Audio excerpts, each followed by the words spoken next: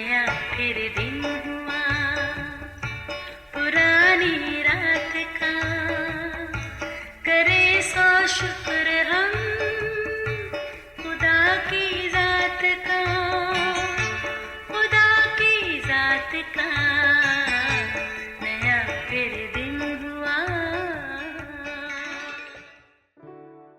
आज की आयत। मुबारक है वो जो गरीब का ख्याल रखता है, खुदावंद मुसीबत के दिन उसे छुड़ाएगा।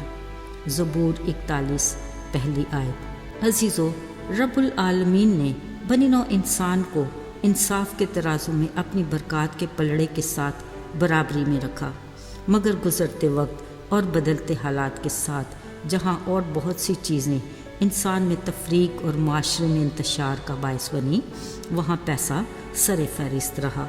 पैसा एक ऐसी पुरअसरार कशिश है जिसकी चमक इंसान को अपने पीछे भागने पर मजबूर कर देती है, फिर खींच तान करके या जैसे तैसे भी इसको हासिल करने में कामयाब हो जाते हैं। वो तो अमारत की सफ़ में खड़े हो गए, पर जो रह गए उन पर गुर्बत का लेबल लग जाता है।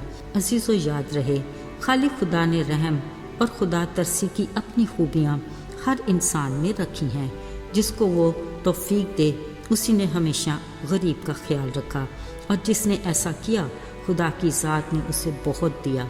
अक्सर देखने में आता है बहुत से लोग ज़ाती तौर पर और बहुत से अदारे गरीबों की कफ़ालत के लिए चलाते हैं, जो खुदा की निगाह में यकीनन पसंदीदा है, और वो इसका अजर देने में ताख़ीर भी नहीं करता।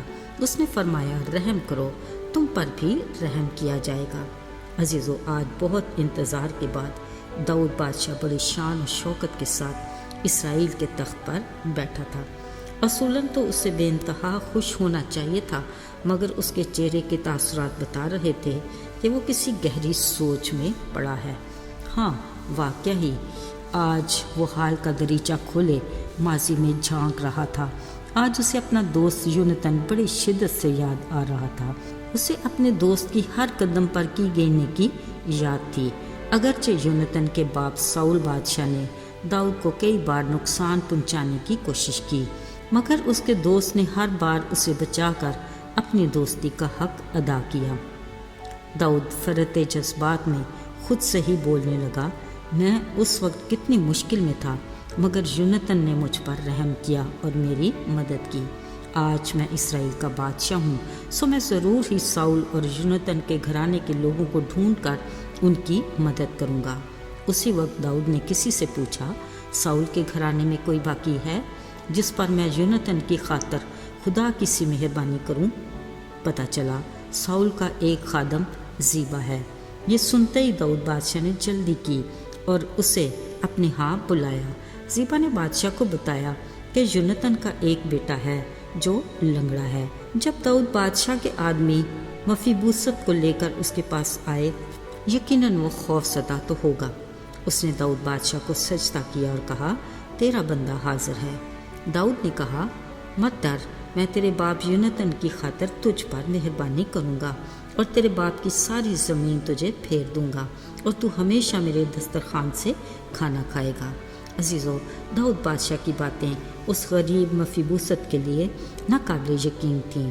उसने फिर उसे सजदा किया और कहा, तेरा बंदा है ही क्या चीज़ जो तू मुझ मरे कुत्ते पर निगाह करे। बेचारा मफीबूसत किस कदर मायूस था। उसके तो ख्वाब ख्याल में भी नहीं था कि दाऊद बादशाह उस पर इस कदर मेहरबान होगा। बस दाऊद बादशाह ने साउल के खादम ज़ीबा को बुलाकर कहा, मैंने वो सब कुछ जो साउल और उसके घराने का था तेरे आका मफीबूसत को बख्श दिया है, सो तू उस ज़मीन को उसकी तरफ से जोत कर पैदावार को लेकर आया कर, ताकि तेरे आका के बेटे के घराने के लिए रोटी हो, क्योंकि मफीबूसत का एक छोटा बेटा मीका भी था। सो साउल के खादम ज़ीबा ने वैसा ही किया जैसे दाऊद बादशाह ने उससे कहा था।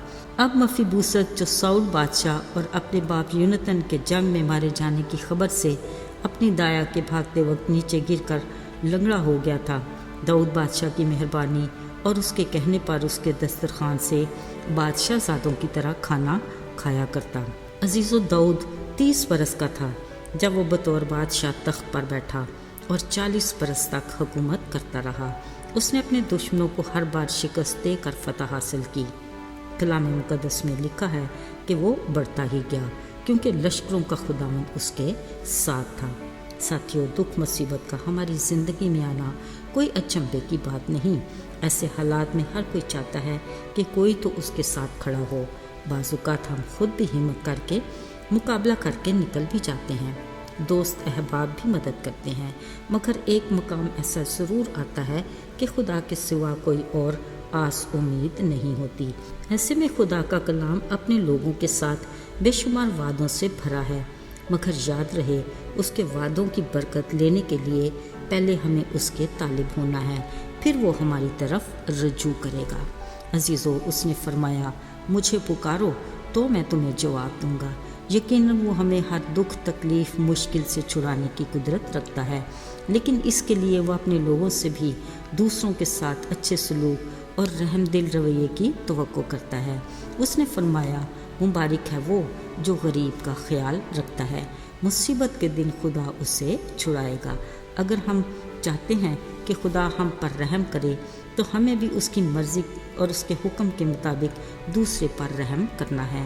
یاد رہے، یہ اسی وقت ممکن ہے جب ہم بطور مسیحی عملی طور پر اس کی محبت کا ثبوت دیں گے۔ آئیے دعا کریں۔ اے مہربان اور رحیم خداوند، آج ہم بڑی عاجزی سے تیرے حضور میں آتے ہیں اور چاہتے ہیں کہ ہماری زندگی میں کوئی ایسی بات جو تجھے ناپسند ہے اسے اپنی محبت سے زائل کر، اور توفیق عطا کر کہ ہم تیری محبت کا عملی ثبوت دیتے ہوئے ان کو گلے لگا کر تیری گواہی دیں جو تیرے پیار سے ناواقف ہیں۔ ہم پر رحم کر اور ہمیں اپنے لائق بنا، یسوع کے پاک نام میں آمین۔